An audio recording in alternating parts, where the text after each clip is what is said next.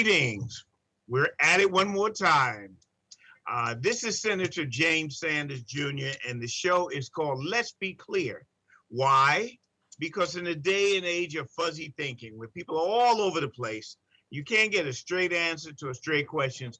On this show, we go straight to the heart of the question and we answer it. Now, this month, of course, May is Mental Health Awareness Month, if I did this decently. And we are going to look at the mind. And perhaps that's why we're dealing with fuzzy thinking, because people's minds are not as sharp as they need to be, but we're going to look at it. We're going to look at what are the challenges that people are facing in this day and age of the double pandemics, the COVID-19 pandemic, and of course, the pandemic of racial and economic inequalities. We're going to get deep into that. And I have two of the best professionals that money can't buy to speak on this issue. And we'll speak to Ms. Tanya Barros and Ms. Lima. And both of them will have a chance to speak to us in that order. If I were to tell you, we'll start with you first, Ms. Barros. If I were to tell you that as I drive from here to Albany, I see that people are going through changes, that what they would not have done normally, they are doing, that the roads are far more dangerous, that people are doing some incredible stuff. And I see this everywhere. What is causing this? Mm-hmm. Well, thank you. First of all, thank you so much for having me on the show and for allowing for this wonderful forum to discuss this very important issue, especially this month, which is Mental Health Awareness Month. COVID-19 has shook all of us, okay? It's created a lot of quite a commotion, as they say, right? Rightfully so. This mental health is an area where we have a lot of stigma. It's an area where people are not very clear sometimes on how to access mental health care. People don't like to talk about it as much. There's not that many forums such as this, where we can start breaking down barriers to destigmatize mental health, right? So I think, your observations driving throughout New York, I think that's nationwide. You're going to see this. Actually, it's a time where a lot of people, we were just discussing prior to coming on the show, a lot of people are experiencing great numbers of stressors, much more stress, a lot more anxiety. I think that the pandemic has surfaced a lot of issues regarding depression. While some people who may have been comfortable, now they're working at home. They were able to easily adapt to the pandemic. They were easily to, find their resources, do what they had to do to make themselves comfortable. Not everybody can do that. And I think that this pandemic, as you said in your opening, has really highlighted these disparities and also put the spotlight on mental health and the importance of it. And I don't know if there's haven't done a study on how much more of an incidence we have of mental health right now, but impressionistically, obviously we do. There's a lot more going on because we're going through a lot more. We're going through a lot more in our homes, in our hospitals, in all organizations, everything from kids to senior centers, there's stuff going on. So I think in general that those are the preliminary comments I have regarding that. And there's a lot that we can do as mental health providers. Well, since you're a mental health provider, why don't you take a second and tell me about your background? Okay. Who are you? I am Tanya Barros. I am a licensed mental health counselor. I'm a clinician at heart, but I work at Creedmoor Psychiatric Center as the Deputy Director of Program Operations. And my background is in correctional mental health care and forensic mental health, having worked in various correctional settings for about 20 years and City Hospital. And now most recently, about 2.5 years, I joined Creedmoor, which is the work that's being done here is just amazing to help our mentally ill population. We serve adults, and we have an we're an inpatient hospital, and we also have a pretty large footprint, very large footprint, because we serve the communities of Queens with our outpatient services. We have a 312 inpatient hospital with 13 wards serving the diverse population of Queens. We have wards that are dedicated to monolingual patients who only speak Chinese or Korean or Spanish. And there's lots of great things happening here in terms of mental health, recovery, wellness, and treatment. Well, I thank you for that. Now, Dr. Lima, even as you explain who you are and how you've got to be sitting in with that white coat, if are my observations correct? I'm driving around and I really see in the popular vernacular, people are going off. People are really going off and doing things that I don't believe that they would do normally. Now, who are you and how far away from am I to the truth? I think what your observation is very subtle and very, very profound. What you're observing is, I would surmise, just anxiety level going up across the board. Driving is one of those activities that actually is very revealing about your state of anxiety, and what you're observing as accidents going up or people driving faster than they did before. It's really just the overall anxiety states going up. Anxiety is also related to trauma. And a lot of times these two illnesses are sort of present similarly. Like anxiety is a part of trauma, to be honest. But it's not trauma like we talk about, like a war veteran coming back, where there was a acute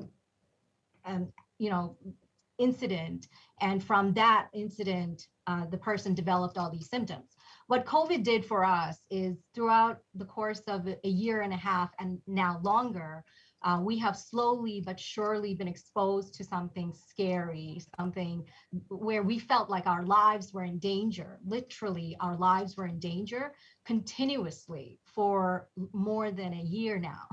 And that has long-term effects on mental health, as you can presume, where we're hyper vigilant, we're watching for everything around us. When you're on the road, that hypervigilance doesn't go away. Just you washing your hand 10 times to get rid of a virus will translate to you, driving, maybe holding the steering wheel just a little bit stronger, or wondering if you're gonna, get into an accident. So I believe that's what you're really observing when you say that you're observing this changes in driving. So you asked me to introduce myself. I am a psychiatrist that work on the interface of medicine and psychiatry. I'm a consulting psychiatrist on the medical floors. I trained in general psychiatry, and then I did a fellowship on just to deal with patients who present on the medical side with psychiatric symptoms, whether it's coming from a medical illness or is it coming from an underlying psychiatric illness. That's sort of the, that's the sort of question that I try to answer. And coming back to the pandemic, at Jamaica Hospital, we have certainly noticed an increased number of mentally ill patients coming in. Suicide rates have definitely gone up. Patients have relapsed into substance use. And there's so many reasons for that. Number one reason is that people were home bored, and even if they didn't have a substance use problem, they may have developed one. The people that already had a problem, they couldn't access detox centers or rehabs because a lot of them have closed, so they didn't have those resources to get help. In fact, there are so many times when we see patients in the emergency room and we're trying to find them a referral source for them to get help. We can't because of the COVID pandemic. A lot of them have closed. gosh, we can just go on in terms of the changes that we've seen in our patient population. Well, is there a type of person who is more susceptible? Or is it something that easy? I mean, we're having shootings. Just yesterday, another shooting, and we keep coming up with the same, and that seems to have a pattern. You seem to see a type of person. Is there a type of person who is more susceptible to the pressures of modern life coupled with COVID? I think that's a very, very good question. There are sensitivities that we all have to illness, and stress kind of brings it out in us.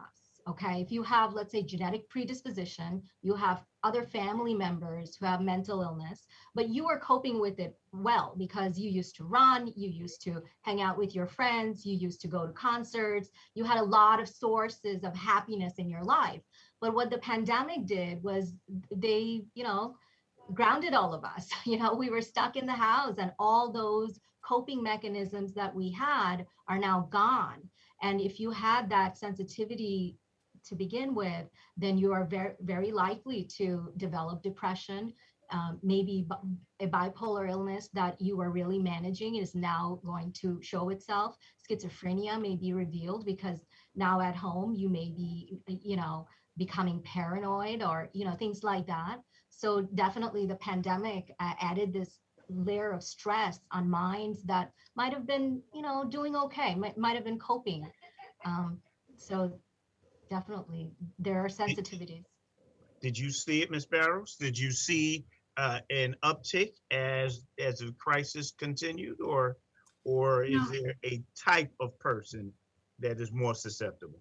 I mean, speaking in general, I really don't want to jump to conclusions that there's a type of person that would be taking part in that behavior just because they have a mental illness, right? Like Dr. Lima was mentioning, we're all sensitive to different things, and the lack of activity and the lack of, not the lack, but the increase in isolation has really, it affects people in different ways. It's never good, right? It's never good to be isolated or not in touch or connected with, your people, right? Your friends, your group, the people you used to hang out with, and spend time with. So I think, I'm just very, it's hard to say. It really is, because while the one thing we do have in common is that we all went through the same event, we all experienced it very differently. I think for some people, it is, because it's not even over, right? It's not even fully over. It's still it's an ongoing issue. And we have to learn how to cope. I think the more stable and the more grounded you were, it was easier to adapt. The more connected you were, right? We have a lot of patients who were very connected to their outpatient treatment, for example, and maintain that connection through technology, through maybe iPads or the telephone, whatever was used. They were able to maintain their connection. In inpatients, of course, we were here, right? The staff, we essential employees, we continue to come in and keep them as safe as possible, keep them updated on what's going on and all the changes. And then on a personal note, in your own family life, you try to, you look out for your kids, you look out for your loved ones and the elderly. So I think for people who don't have that connection, it was extremely difficult. Back to your question though, in terms of crime rates, because of my background in correctional healthcare and mental health, I'm very clear on making that distinction, that it's not necessarily a mental health issue that's driving that behavior, right? There's other issues that can make someone take part in crimes. So I hope that's no, clear. that's useful. But I'm going to probe you. I'm going to push you a little. We've had enough shootings, and I'm talking about the high-profile ones. I'm not talking about the neighborhood disputes. I'm talking about somebody going in and deciding that they don't like, and you fill in the blanks. Is it blacks? Is it Latinos? Is it Asians? Is it Jew? I mean, we could. Is it women? I mean, we can just go on. I mean, but there seems to be, or used to be, characteristics that all of these folk had. Now maybe it's spreading. Maybe it's going further. I don't know. Used to be a time where you would know it was a white male over 50 ish. Then it became white male younger. And now it's a little bit, it's further out. It's a little bit of anybody. I mean, I've heard all kinds of things speculated. I've heard it speculated that that people have seen these incidents on TV and they want to be world famous too. Right. I've seen that. Yeah, and it could be people responding to this extreme anxiety and pressure. It's dealing with change. It's not easy, and I really am focused on that isolation piece as well, because when you're isolated and you're constantly listening to news sources and constantly being flooded with all types of thoughts, different theories on why we are in this situation or not, things to that effect, that can play a role. I would also add that, there has been a huge financial impact because of COVID. Yes. The divide between the wealthy and the poor are bigger than it has ever been. So much of the jobs that are online, the community I serve, it's undocumented immigrant, uninsured patients. Ms. Barros and I were talking about how a lot of our patients don't have cell phones. How are they going to, conduct a job interview when they don't have a simple cell phone? So when they were poor before and they were able to hold a small job and make a little bit of money, now they have nothing to do. Like there's no way for them to make money. And I think that is a big portion of what you're seeing as crime going up, people trying to, survive. There is, of course, anger. There is, of course, stress. But I don't think any one thing is directly related to someone taking a gun and shooting down a bunch of people. I don't think, I do want to refrain from making that all about mental health. Interesting. Because it's not. It's much more complicated. There's so many factors at play for an individual to do something like that. Yes. Well, I'm going to stay here for just a second more and point out something, that although the profile seems to be moving or evolving, very rare are women involved in this. Very rare, as shooters, mind you. Why is this? Don't they have pressure also? Ms. Barros, Yes, I mean, it's a really interesting point that you point out. It's very interesting. I really don't know exactly why it's not. I'm glad it's that yes. women are able to. We are glad, and we hope that yeah. the other pool shrinks. I mean, Exactly, but maybe it has to do with we're speaking as it relates to the pandemic, and maybe the coping skills that the women. Maybe it has to do with women being a little bit more verbal and being able to seek out help a little bit more, because, as you know, in the Black and Latino communities, mental health is not something that you actually seek out so easily, right? It's something that it's still, unfortunately, something that's not looked upon as a luxury, as in perhaps other cultures where, I'm going to see my therapist this week, it's something that's accessible, and they recognize it as important as physical health, right? So I think maybe that has something to do with it, right? Maybe women have sought out, mothers, let's say, you notice that your child, your teenager, he's cutting classes, now he's starting to hang out with a crowd that's not exactly that great. They become more involved. I mean, there's no one answer. It's very individualized, but speaking in general for the pandemic, I think that it's, women have had, well, men and women have both had to learn how to cope. And that's the bottom line.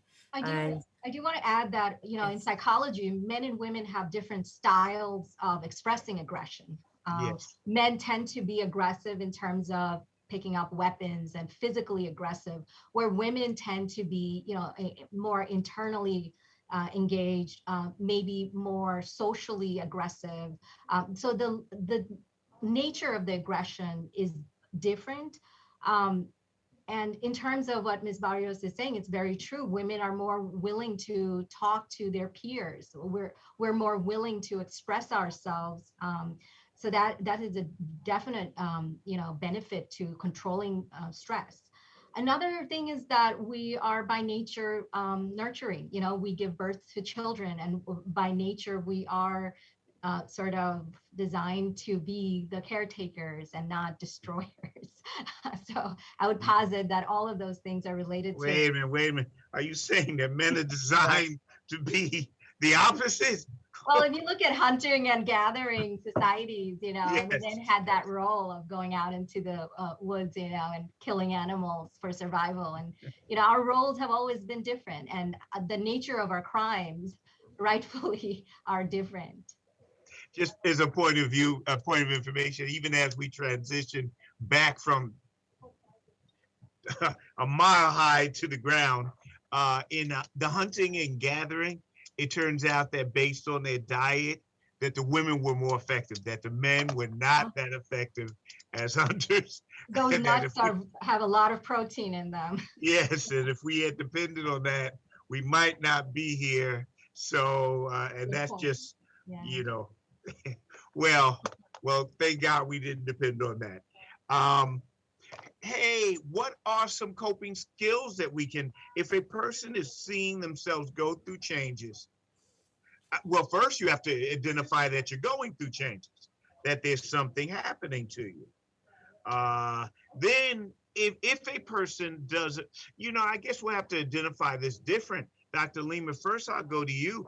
What are some of the things that a person should be looking for? And Ms. Barrios, we'll come to you and say, how do you cope with it if you do see these things? Now that I gave you 20 seconds to get your thoughts together, Dr. Lima, what say you? How do you recognize when you are off center, when you are not, when you are badly uncentered? Okay. So the first thing I want to talk about is anxiety. We began our conversation with anxiety. Anxiety is actually a protective mechanism in our brain. If we weren't anxious about COVID, we would not be wearing the masks that we're supposed to or washing our hands like we're supposed to. It is in greater parts a good thing to be anxious because it points to self-preservation, doing things to make sure you don't get into car accidents, taking safety precautions. The problem is when that mechanism goes awry and it prevents you from functioning, right? If because you're so anxious, you're not able to drive and not able to work, and now you can't afford housing and food, that is a problem. When do you cross that line of anxiety being helpful versus anxiety being harmful? It's by functionality. Like, how functional are you, and is your functioning going down? You were leaving the house every day, and now suddenly you're in the house, you're leaving only once or twice a week. So that would be something to watch for. Use of substances is another very important thing to monitor, during this time, because a lot of people use alcohol as sort of a social lubricant, or for relaxation. But if it's becoming a daily habit, if it's, if you're drinking alone, if you're drinking in the morning to wake up, suggest that your body has physically become dependent on it, Once again, functionality, like, is your behavior preventing you from functioning at your best? Or is your behavior changing in a way that you're not as effective as you used to be? I think that's one thing. When it comes to depression, one of the things we look for is changes in your sleep and appetite. Um, if you're sleeping for hours and hours that you weren't before, let's say your average sleep was 6 hours and now you're in bed for 12 hours, or the opposite, before you were sleeping for 8 hours and now you wake up at 3 in the morning and you don't know what to do with yourself. And this is becoming a continuous thing. And that's something to wonder if this is an indicator of you becoming depressed. It's not just the sleep though, it's in the context of other symptoms. For example, your appetite for food. You just don't crave food anymore like you used to. And as a result, you're losing weight. That's something to be concerned about. Or the other way where you're eating so much and you're never full. You just keep filling yourself with food, wanting to be full, but that feeling never comes. That's something to think about. And then we talk about enjoying your life.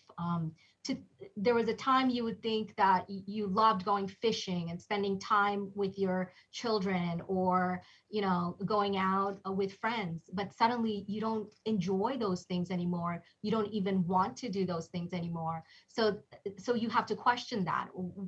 Are you no longer enjoying life? And that's a very important part of life, is to enjoy things, right? Going forward, ability to concentrate is another part of depression, where you're sitting there watching a show, but you don't know what the show is about, and 15 minutes have passed and you don't know what's going on. Or you're reading a chapter in a book or an article, or you're reading something online. Suddenly you can't keep track of what you're reading and you're forgetting things. So that's something. But really, when we worry about depression is when you start having thoughts about suicide, when you start thinking that life is not worth living, that it would be better off, people would be better off without me. If you have thoughts that basically you want to end your life, now that is a very serious thing. Okay, that is when I need you to come to the hospital. I need you to call 911 if you have to. Bring yourself to the hospital. Tell someone that you're having these thoughts. That is an emergency. Okay. There are numbers that you can call. We call them suicide hotlines that can, guide you in those instances. But do not take those thoughts lightly. We talk about just harming ourselves. During the pandemic, a lot of people became housebound with a lot of domestic partners, and that created a lot of interpersonal conflict and crime coming back. There has been an increased rates of domestic violence, aggression, not just towards the self but towards others, right? And that too is part of something for you to be mindful of, that the relationships that you enjoyed, now you don't enjoy, and that it's become abusive and things like that.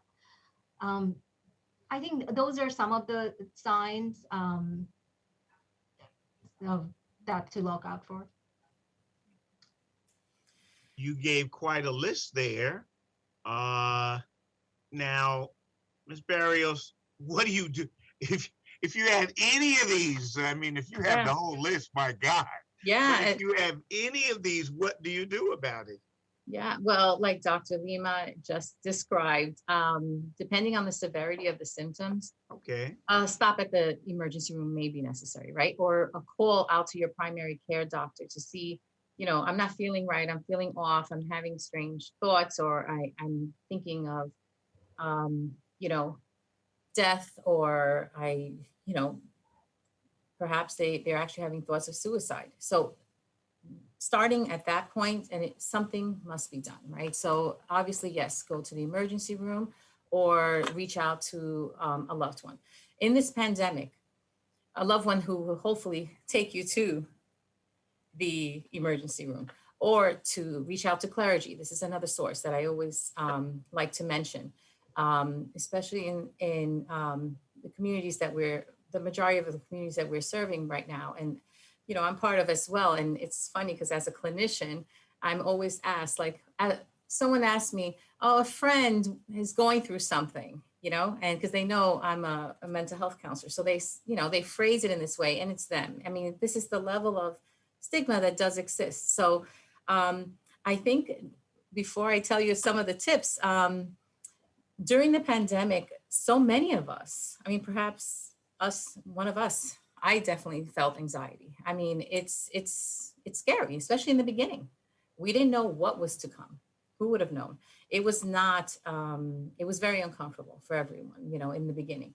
And then we learned how to cope through it, right? We took out our coping skills, those things that make us resilient, those things that actually help us get through life's obstacles, you know, day by day, the bumps in the road, so to speak. One of the major ones is to just focus, right? Look at what you're focusing on and make sure you're focusing on your emotional health. If you're feeling nervous, a little bit more jittery than usual, if you're noticing you're not on a diet, but your appetite is just gone, you know, a lot of people may start ruling out any medical issue. Make sure it's not a medical issue.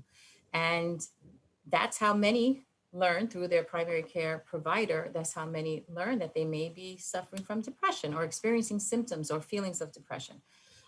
So being really focused on your emotional health ongoing, not just when you're feeling something. It's a daily event. You should really check in to see how you're feeling. And finding a balance that works for you with your work, your life, your friends, your connectiveness. Like I mentioned earlier, how much time you're actually spending focusing on watching the news. You know, the importance of taking part in activities, for example, exercise, taking walks every day. Here at Creedmoor, we started, you know, for the staff, we Mental Health Awareness Committee started Creedmoor walks, where we cross the street to Alley Pond, and for half an hour we walk during our lunch break. And that brisk walk, not only does it provide a time for you to connect with your, you know, fellow staff members and colleagues from all over the hospital and catch up, but you know, you're doing great things for yourself, you know. And I think a lot of us lose that. We forget that self-care is so important. So those are just some of the basic tips that I, you know, wanted to share about how to use those coping skills, right? And how to address any symptoms that come up. You wanted to add something, Dr. Lima? Yeah, so it's exciting for me to share with you that some of the work that we've been doing with our medical staff in building resiliency. Mm-hmm. And I think Ms. Barrios explained a lot of them. It's self-care, right? First comes sleeping right, eating healthy, connecting with your loved ones. And then there is this part of building happiness, okay? Mm-hmm. A lot of research is showing us that you can actually work on becoming happier, and this is how you do it, and it's pretty simple. Okay, I'm all ears. Okay, you practice gratitude. Okay, you think of 3 things every day that you are grateful for. What that does for you is that you're going to start scanning the world for positive things, right? Mm-hmm. We're going into positive psychology. Now you're not looking for all the things that are broken, but all the things that are right in your life, right? So that automatically sets your brain on a different wavelength. Okay. The other thing that I really encourage staff to do is, and I do myself, is to engage in things that make me happy. You know, during the pandemic, what happened was people that enjoyed going out and doing things with other people couldn't do it anymore. But now that we're slowly coming out of the pandemic, hopefully those social interactions will happen more often. Even if not, you can develop new practices that could bring happiness to your life, but you have to know what they are and engage in that. We call that behavioral activation, by the way. It's when behavioral activation. You engage in behavior that activate you, that bring happiness, that increase your level of happiness. And in that way, we build resiliency. Really what we're talking about is becoming more resilient so that bad things happen to us, but we're not, we don't become destroyed by it. We're affected by it, but it doesn't destabilize us. It doesn't cause us to stop, living our lives. Well, you said there were 3 things and I got 2 from you. Okay. You're not going to cheat me out of my happiness. The last one is actually a practice of letting people know, like emailing people that and thanking them or sending positive wishes to the people in your life. Okay. And this comes from a research done by happiness researchers. Sean Aker happens to be someone that I like to listen to. And what that does is that you, first of all, feel great that you've been such a great friend and you've complimented someone. And what that does in return is that this other person will email you back or send you a card in return telling you how great you are. And in that way, you're developing this connection with someone that you probably wouldn't have connected with in a long time. But if you do that every day with someone new or someone you haven't contacted in a long time, then you can imagine over the course of 30 days, you have 30 people that are back in your life sending you positive wishes, you know. Mhm. The thing about our culture of Facebook and Instagram is that we've become observers of life. So the idea is to engage in life again, to not just drop a comment, general comment, but to be individual, to be specific. Very interesting. There's another one actually. No, I'm writing. Go ahead. I'm ready.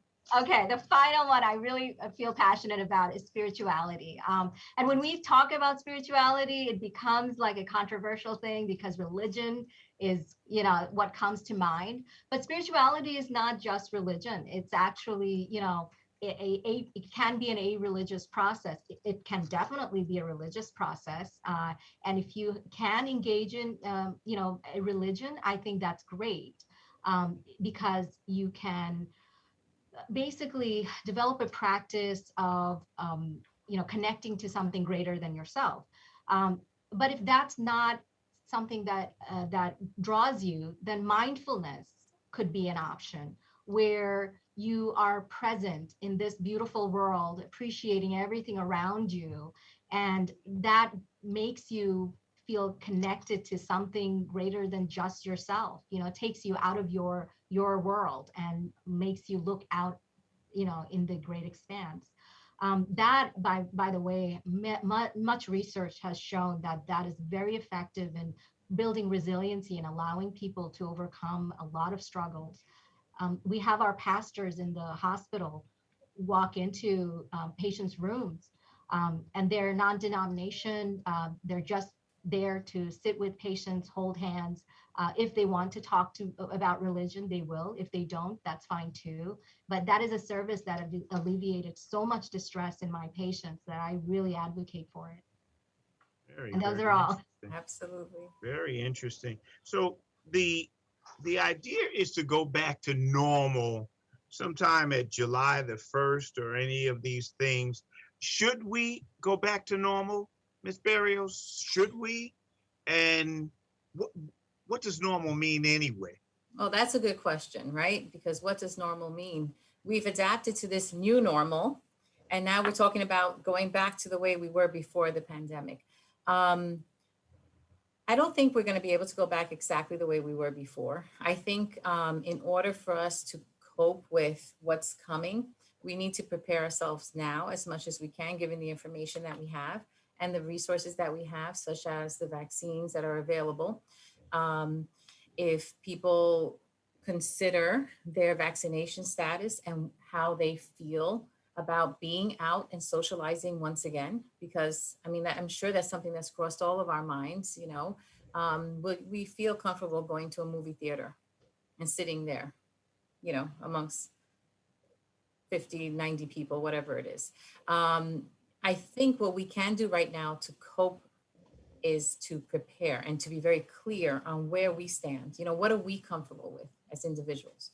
Once you know your comfort zone, I think it'll be a little easier to start saying no to socialization if that's not something you want to do, in the same way. But it's going to be quite difficult. We have to consider where we stand on mask wearing. Where do you, not just socialization, but mask wearing, and your circle, people that you used to spend a lot of time with. What are their feelings about it? So, you know, having these discussions now, because I understand July 1st is, you know, it's coming up pretty quick. So where do we stand? How do you feel? And having these, you know, discussions with your group, the people you're closest to, your family, your friends, it's really important, because otherwise, you know, we don't want to stay stuck in this the way we are now, right? There's a certain level of freedom that we're used to, and, you know, just doing things that we want to do. But I do feel that it's a personal decision. And it's something that a lot of mental health providers actually are getting calls about. People are expressing feelings of anxiety over the city, or the state or the country reopening fully. Um, so, as mental health providers, what we do is just kind of like what Dr. Lima just stated, is the toolbox and the tips that I went through, we work through with them to kind of address the fear of the unknown. Well, speaking of fear and speaking of toolboxes, Dr. Lima, I know several people, most of them women, in fact, all of them women, who are really um, leery at best, and that word is not doing them justice, about going back out, or about society opening back up. Um, what do we tell folk who have heightened anxieties? I almost said extreme, but I'll say heightened anxieties. I'll tell you what I tell my patients, and that is that, first of all, it's a natural response to what has happened to all of us in so Okay. many ways. It instilled fear in us. There was a time we couldn't trust the air we were breathing. It won't be overnight that we will forget that. There will be times in elevators and subway, compartments, when you will suddenly feel, or maybe the entire time, you'll feel suffocated because you're breathing this air that you can't trust. But with time, and if you, as Ms. Barrios was saying, slowly but surely challenge yourself and have those important discussions with your friends and family, and move at your own pace.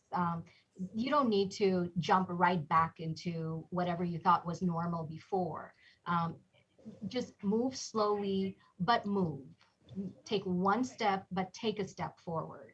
And as long as you keep taking steps forward, one by one, I think the prognosis is great.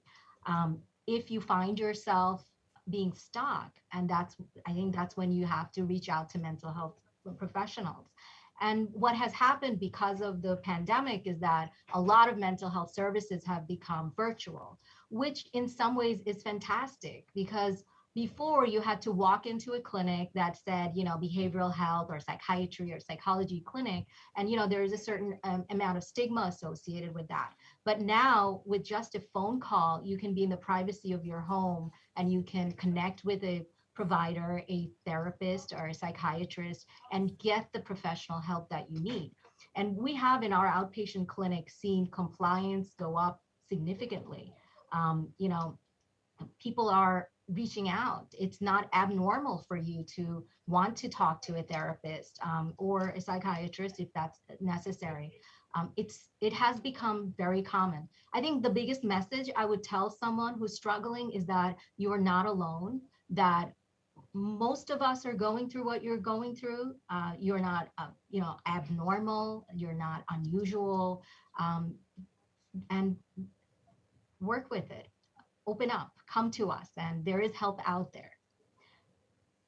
Well, you alluded a little earlier, Ms. Barrios, about the differences in communities, and the communities of color, especially, where this is one of the last frontiers of socialization, or our socialization, where the mental health, is, and men perhaps have it worse than anyone else, where we've been socialized that we are supposed to solve the problem. That, okay, we finally figured out that men could cry, not that much, and for a short period